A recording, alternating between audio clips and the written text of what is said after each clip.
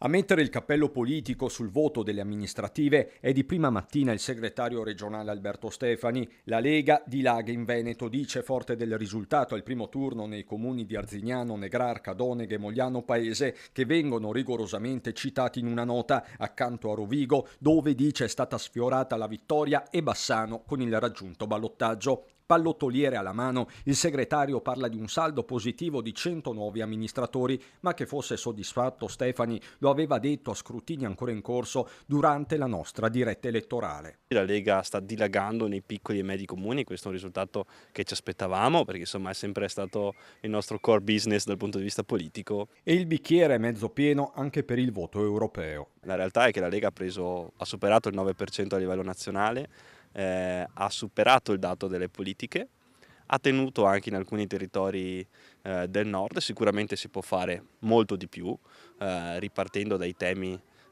principali, tra cui l'autonomia. Mentre Stefani esulta o quasi la base in fermento, più che fotografie divergenti, realtà parallele. Il fatto che praticamente in Veneto non abbiamo eletto nessun eurodeputato e prima ne avevamo invece di uscenti un bel po', il fatto che sia stato candidato un signore che con noi non c'entra nulla, il fatto che abbiamo perso migliaia di voti, io pensavo che questo fosse un problema, invece vedo che sia i vertici del partito che anche qualche vertice regionale dicono che invece siamo di fronte a un grande risultato. Allora io qua evidentemente mi fermo perché ubi maior, insomma, minor cessat. Sto al mio posto e lascio fare a chi è più bravo di me.